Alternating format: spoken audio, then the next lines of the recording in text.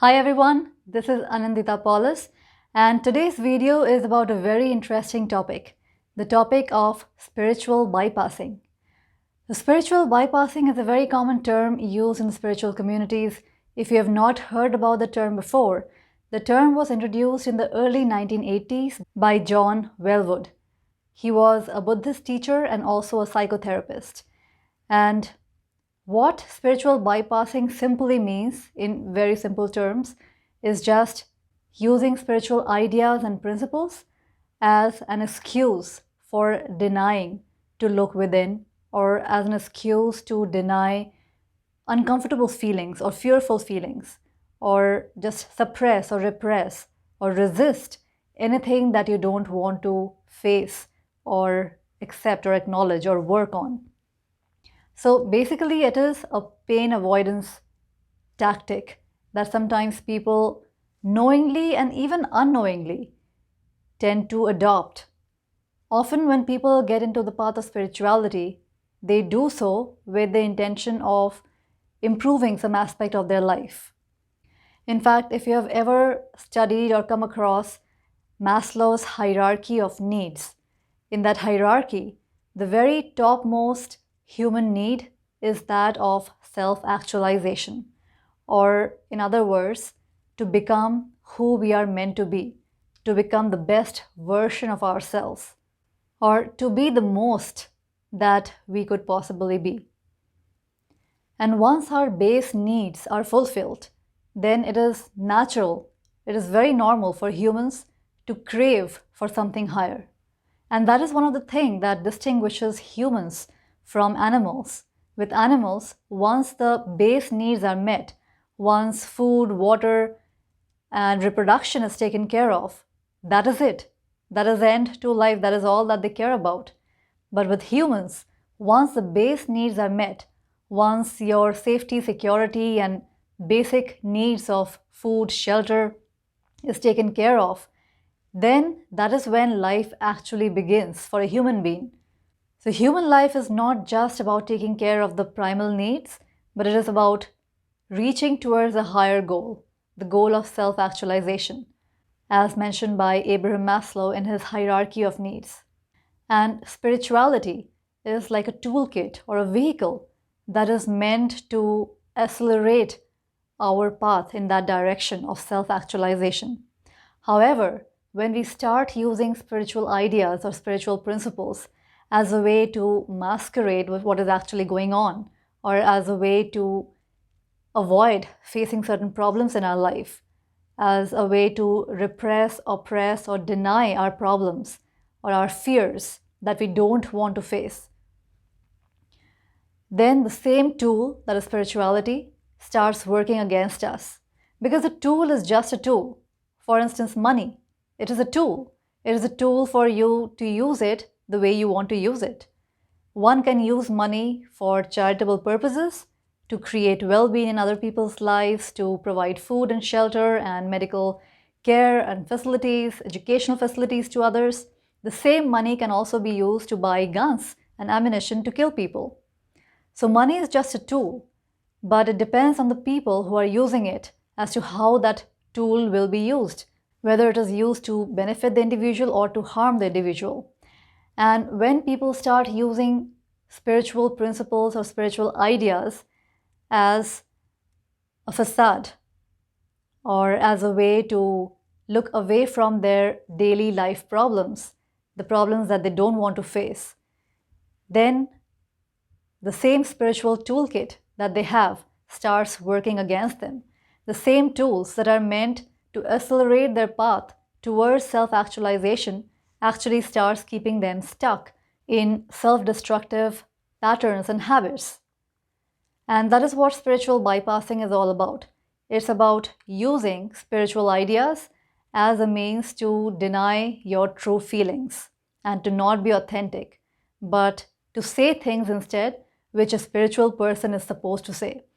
We all have read a lot of books, we have heard a lot of spiritual teachers, and so it is very easy for us to know what exactly to say at a given moment, or what is the perfect thing to say, or what should be said by a spiritual person or by an awakened person. or by a conscious person. However, if these things are being said without any experience behind it, any real experience behind it, but only being said because that is the right thing to say, that is the spiritual thing to do and say, then that is spiritual bypassing. And that happens when there is a lack of authenticity, or even a lack of true understanding of the spiritual principles to begin with. Some examples of spiritual bypassing are, first of all, the idea of detachment. That is one of the most commonly misunderstood ideas that I have come across in the spiritual community. And often this idea of practicing detachment or dispassion is what people tend to use for spiritual bypassing, for not dealing with painful situations that they are not ready to face or that they are not ready to acknowledge or accept and work on. In fact, I have already spoken a lot about the idea of detachment. The link is in the description below, as well as over here. You can check out my video on the law of detachment that Deepak Chopra speaks about in his book, The 7 Spiritual Laws of Success. And in that particular video, I explain in greater detail what the law of detachment actually means. So I highly recommend that you check out that video. And the second one, the second trap that I have seen, the trap of spiritual bypassing, that often tends to happen when people have the idea of just be positive, don't focus on the negative, just think good thoughts, be happy, don't worry, things like that. Just be positive, as if positivity is going to solve all your problems. And in fact, I have spoken about that as well in another video in much greater detail. The link is in the description as well as over here. And in that video, I talk about how positive thinking can actually be disastrous for you. And I highly recommend checking out that video as well. The third example of spiritual bypassing is avoiding uncomfortable feelings, especially that of anger and fear. Because once people start learning more about spirituality and the law of attraction and the power of our thoughts and the power of positive thinking, they immediately draw this conclusion that anything negative should be avoided like the plague. And so, because anger and fear, these two emotions just feel so uncomfortable in our bodies, and these are such strong emotions that every human being feels, immediately the reaction or the logic is to avoid any feelings of anger and or fear. The reason I'm saying and or fear is because anger is often an indication of some underlying fear or insecurities. So immediately people start avoiding looking face to face at those fears and insecurities, whatever is driving them crazy or making them angry. And sometimes people also start feeling ashamed of themselves for feeling angry, for feeling fearful, for having any kind of negative feelings whatsoever. And there is this mental chatter that starts happening that I should be doing better, I should know better. I have already read so many books about positive thinking, and look at me thinking all these negative thoughts and feeling this way right now. I should not feel like this. So feeling embarrassed or feeling ashamed of your negative feelings and thoughts, and self-condemnation, judging yourself for feeling a certain way. And the fourth way that I have seen that often traps people in spiritual bypassing is the idea of you create your own reality. Often people start using this idea of you create your own reality as a means to blame themselves or to blame others. Now, the idea of you creating your own reality is definitely a valid idea. It is an idea that comes from the place of personal empowerment. It is an idea that is meant to banish victim consciousness, because a huge part of humanity is living in such deep victim consciousness where they are constantly feeling victimized by their surroundings, where they feel that their life is completely out of their control and they have no say in their life whatsoever. So the idea of you create your own reality and that your thoughts are powerful, these ideas, they are not just make-believe ideas, they are true. And these ideas are meant for self-empowerment. These are meant to take people out of the victim consciousness. However, when people start using these same ideas as a way to place blame on themselves or blame on somebody else, that you should be knowing better, you create your own reality, you must have been thinking the wrong thoughts, so it's all your fault. So this is not a blame game. The idea of you creating your own reality is not about placing blame on yourself or on anybody else. It's about coming out of victim consciousness. It is a very empowering idea. However, the minute you change that idea and the minute you start perceiving it as a way of blaming somebody or blaming even yourself, that I should be ashamed of feeling this way, I should be ashamed of thinking this way. I've read so many self-help books and I know that I should not be feeling and thinking these thoughts. I am creating my own reality. I am to be blamed for everything bad that has happened in my life. The moment you start twisting that sentence, that you create your own reality, to mean that you are to be blamed for everything wrong that is happening in your life, that very moment, that same idea, which is supposed to be an empowering idea to take you out from victim consciousness, actually becomes a disempowering idea, and it keeps you stuck in victim consciousness once again. So it is very important to distinguish that when you realize that you are the creator of your reality, it is not meant to be taken as a blame. Responsibility means the ability to respond. Responsibility is not blame.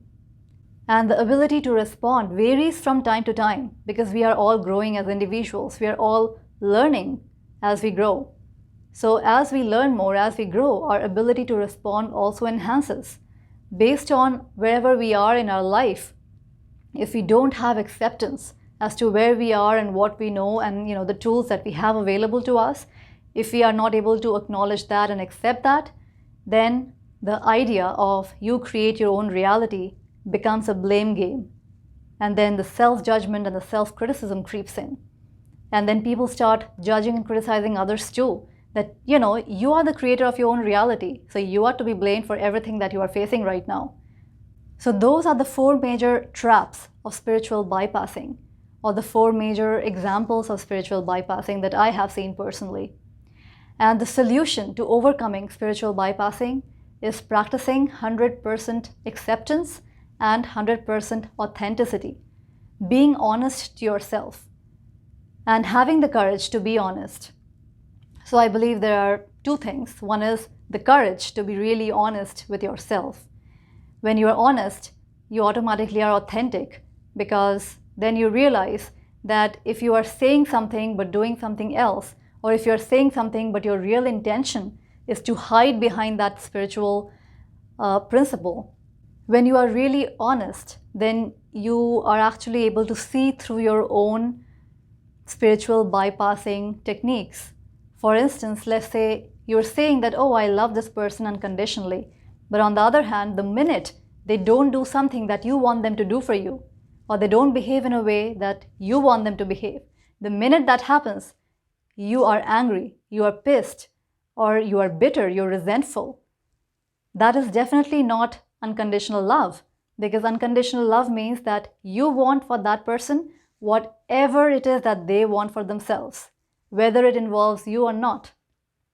But if you say that you unconditionally love somebody, on the other hand, the minute they don't act according to your wish, you get really angry and pissed or even heartbroken, then that means that you have been using unconditional love as a tool of spiritual bypassing just because it is an idea that everybody talks about. It sounds very good and it seems like the way to live your life. So it seems like something you should be embodying, and so you start talking about it. But when you start practicing authenticity, when you have the courage to be 100% authentic or honest with yourself, then you can see through your own spiritual bypassing techniques.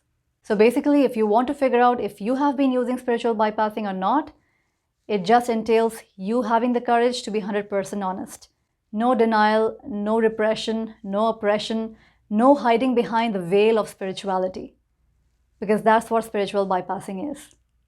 So I hope this video made sense. If you like this video, then subscribe to my channel if you haven't already, and also share it with your friends and family who might also benefit from it. I'll talk to you soon. Bye for now.